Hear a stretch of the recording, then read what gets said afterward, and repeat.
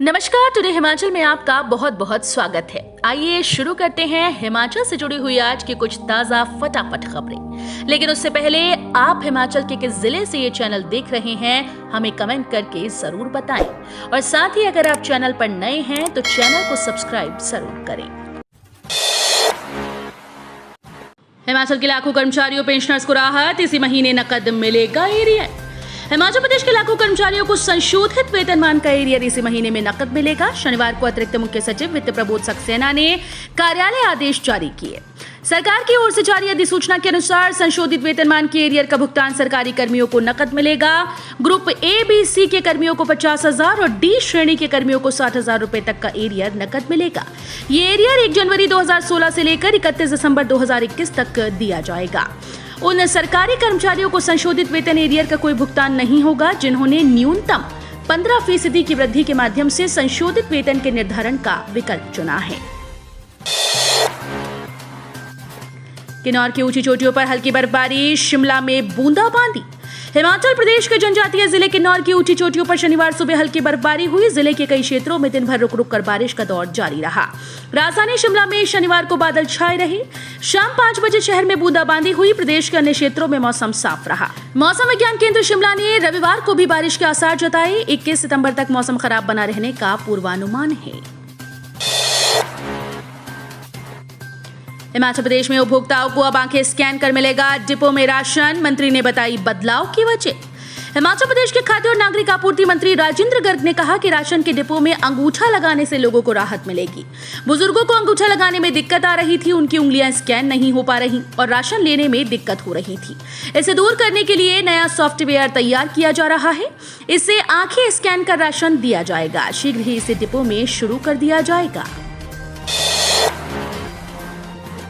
जयराम ठाकुर ने लगाई झाड़ू। ई रक्त कोष ऐप का भी किया शुभारंभ। मिलेगी रक्त स्टॉक की जानकारी। प्रधानमंत्री नरेंद्र मोदी के 72वें जन्मदिन के अवसर पर मुख्यमंत्री जयराम ठाकुर ने मंडी से उनको प्रदेशवासियों की ओर से बधाई दी। मुख्यमंत्री ने उनकी दीर्घायु की कामना की। प्रधानमंत्री के जन्म दिवस के अवसर पर भाजयुमो की ओर से जोनल अस्पताल मंडी में आयोजित रक्तदान शिविर का शुभारंभ भी मुख्यमंत्री जयराम ठाकुर ने किया। साथ ही ई रक्त कोष ऐप का भी शुभारंभ किया। बिलासपुर बस स्टैंड पर युवाओं ने लहराई तलवारें। भयभीत होकर भागने लगे स्कूल व कॉलेज के छात्र छात्राएं। बिलासपुर शहर में स्वर्घाट व बिलासपुर के कुछ युवाओं में किसी बात को लेकर झगड़ा हो गया। ये झगड़ा पहले बस स्टैंड के लोअर बाजार में शुरू हुआ। यहाँ कुछ युवा किसी बात पर झगड़ पड़े और दर्जनों लड़के लड़कियां व शहरवासियों के सामने एक दूसरे के थप्पड़ व लात घूंसे चलाने लगे। लोगों के बीच बचाव के बाद मामला थोड़ा ठंडा हुआ तो कुछ ही समय बाद एक कार में कुछ युवा आए और हाथ में तलवारें लेकर बस स्टैंड पर किसी की तलाश करने लगे। सोलन के बाद गगल में मिली नोटों की कतरनें। 100 के नोटों की कटिंग से की थी पैकिंग।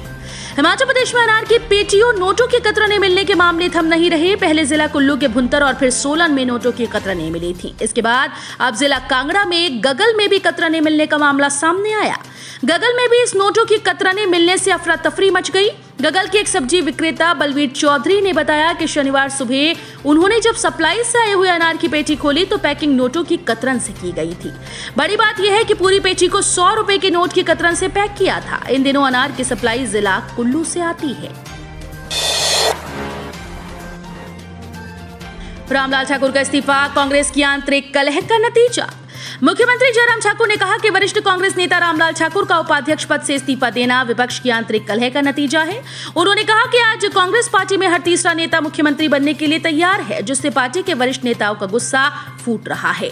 जयराम ठाकुर यहां पत्रकारों से अनौपचारिक बातचीत कर रहे थे। उन्होंने कांग्रेस की भारत छोड़ो यात्रा पर कटाक्ष करते हुए कहा कि विपक्ष में इस समय कांग्रेस छोड़ो अभियान चल रहा है। उन्होंने कहा कि देश और प्रदेश में कांग्रेस की हालत दयनीय है और भाजपा सरकार अपने काम की बदौलत मिशन रिपीट करेगी। महिला नमन कार्यक्रम। केंद्रीय मंत्री स्मृति ईरानी बोली, कांग्रेस सपने तो दिखाती है पर पूरा नहीं करती।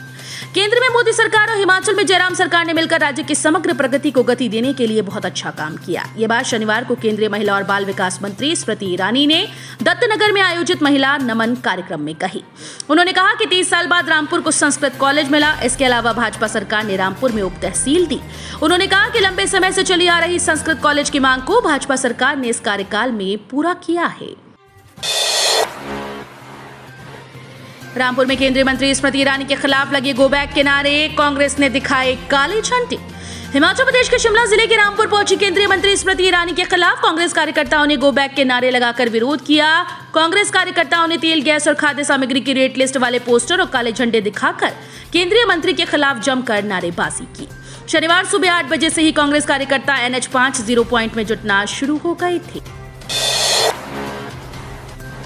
वर्ल्ड रैंकिंग विश्व के टॉप गेंदबाजों में 13वें पायदान पर पहुंची रेणुका।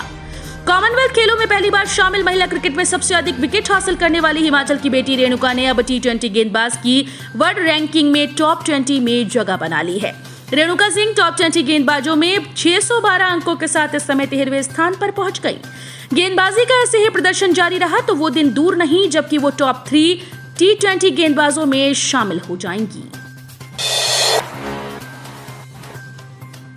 सिरमौर में चलती 3 फेज बिजली लाइन से 2.5 किलोमीटर तारे चुरा ले गए चोर, विद्युत बोर्ड को लाखों की चपत। जिला सिरमौर के ग्रामीण क्षेत्रों में इन दिनों बिजली बोर्ड की चलती हुई बिजली तार से तारे चोरी होने का मामला सामने आ रहा है।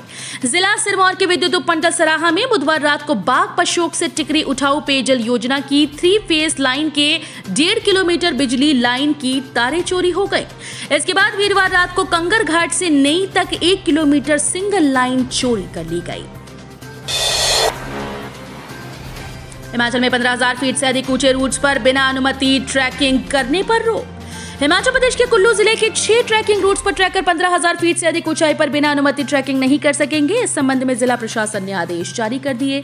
उपायुक्त और जिला आपदा प्रबंधन प्राधिकरण के अध्यक्ष आशुतोष गर्ग के अनुसार तेंतु पास, मनाली पास, सारा उगमा पास, एनिमल पास, डेपसा पास और गुंथर पास के रूट पर उपरोक्त ऊंचाई से ज्यादा ट्रैकिंग पर मनाही है।